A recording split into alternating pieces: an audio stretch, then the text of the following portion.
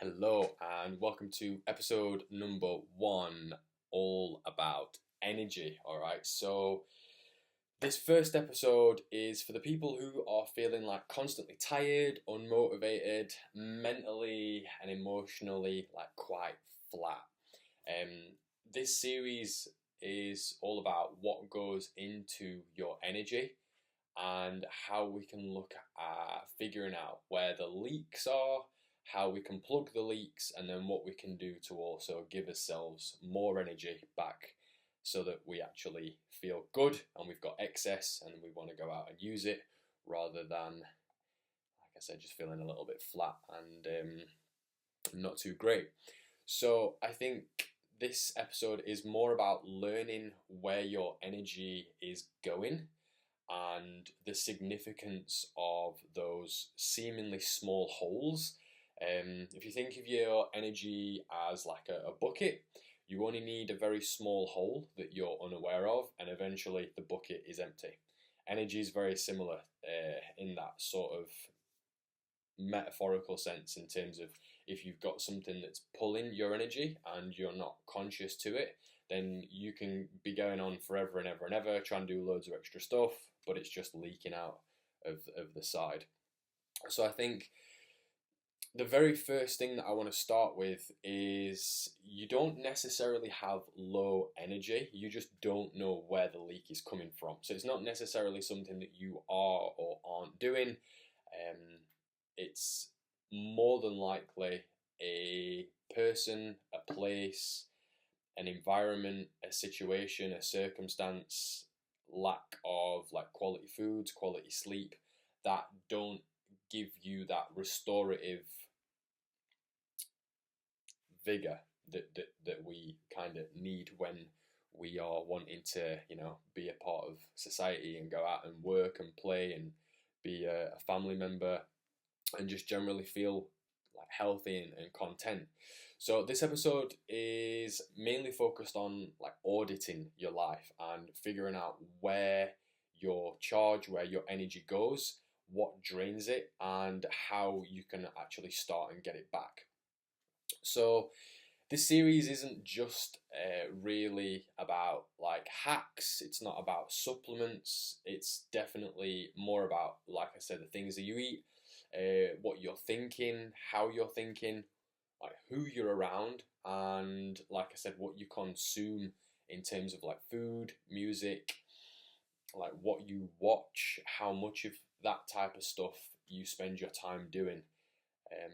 And it's going to be a little bit of an insight as to like the way that your brain operates, and generally going to link it all in with like mental health topics as well, because I am a firm believer in, I think a small amount of prevention is way better than a huge amount of cure. I am very aware that a lot of people are in situations that they find very difficult to be in. So I think that finding out that it's not you, it's not your fault, can do a lot to alleviate some of that heaviness that's on you. And also finding small ways that you can improve your energy, which may help your outlook, are really beneficial. I've been in places where I've really struggled with stuff like that, and this type of stuff is really, really, really helpful. Hence why I'm sharing it. So, mental health challenges can start with physical habits. So you don't necessarily need to fix your brain. It might just be that we can find something really helpful that's going to allow you to move the needle towards more of a whole, complete self. So, what is output? What are we looking at in terms of energy? So, I think understanding the whole, the system as a whole, is super important, because that's going to allow us to reflect and analyze where those leaks could be coming from, because obviously everybody's life is different. And what I like to do, if you're new to my sort of content, is to give you an overall picture of all of the different things that you might want to consider, a couple of examples of how to theoretically put a fix or an improvement in there, and then you'll have got the education and some examples to be able to apply that into your own situation.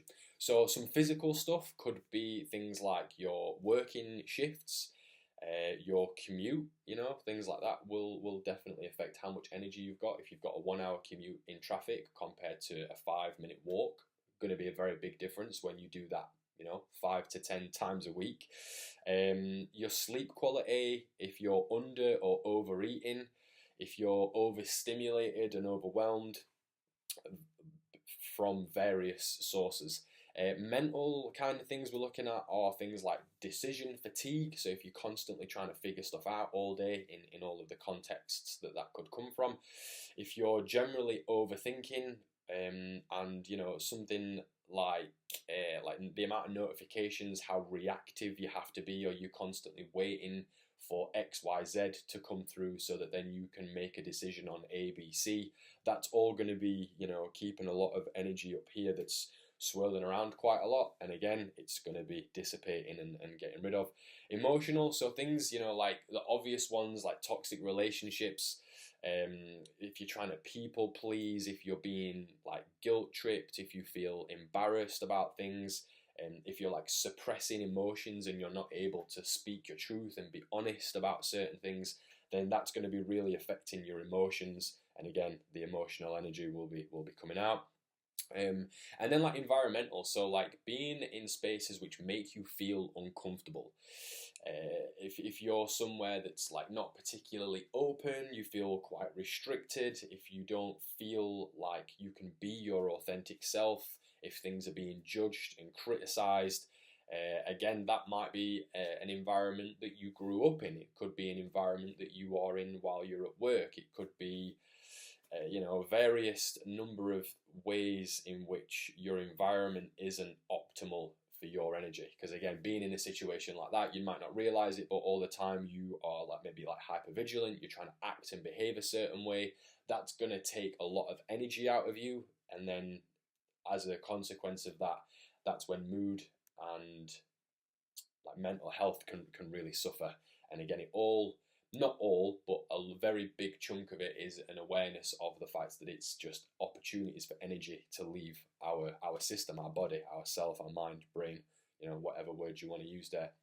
So, like for me, what I personally do is I journal quite a lot, I diary quite a lot, mainly to see what I'm doing, and then if at the end of the day I can look at my calendar and think I had a really good day today, I've got lots of energy, I'm kind of going to bed with a surplus.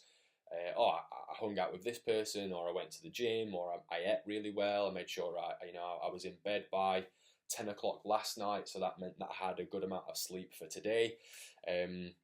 So just generally keeping some kind of an idea on the ball, and then really checking in with yourself. It's really, really important that if you've had a particularly bad day, or you've had a really bad experience, that you take a note of that. It could be on your phone, you can keep a calendar, a journal, just really make an effort to notice when you're having like a really good day or a really bad day.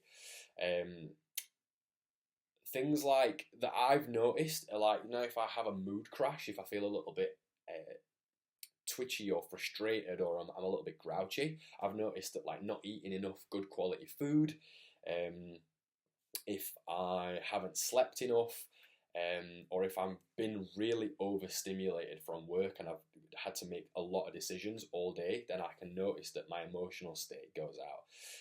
If I get a little bit like overwhelmed in the morning, if I've got to rush around and I don't have a calm start to my day, then I can tend to go into a state of like more trying to rush, do things correctly, and more of an anxious state through the day.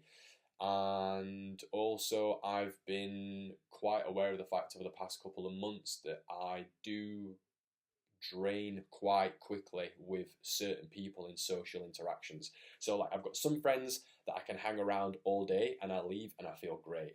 I've got some friends who I'm around for like 30 minutes and I'm like, oh, like I kind of just want to leave. And then as a reflection on that, it's like not about not seeing your friends or family members or, you know, whatever crops up in that. It's about adjusting the amount of time that you spend with them. Can you go and do like a really fun, happy activity with the friends that are a little bit more um, energy draining? Because just being sat and talking to those guys for like 4 hours is just ruins your day, you know, and you need to be conscious about that kind of stuff.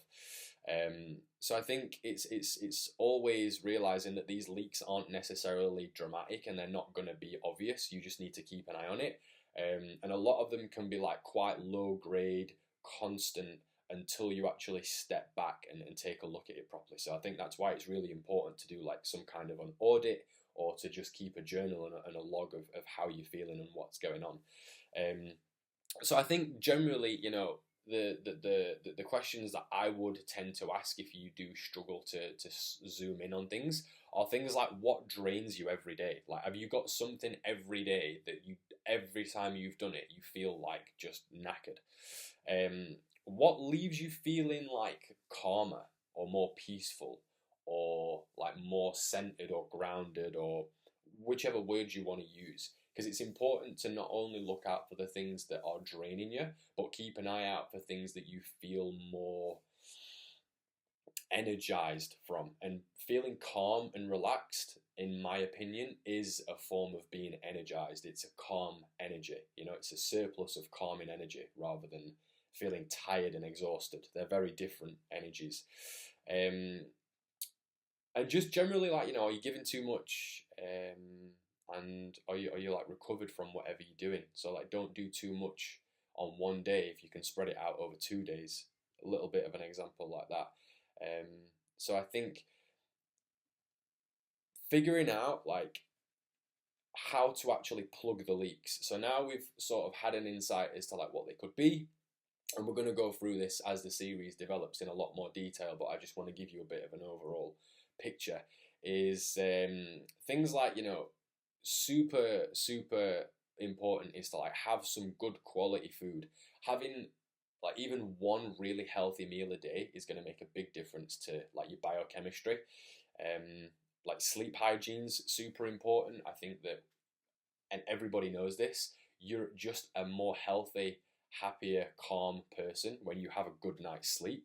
And remember that you're in charge of your sleep. Like, you can turn your phone off 30 minutes before you go to bed and go for a walk in the evening, or go for a hot shower, or, you know, listen to some calming or some happy, chilled out music. You can meditate.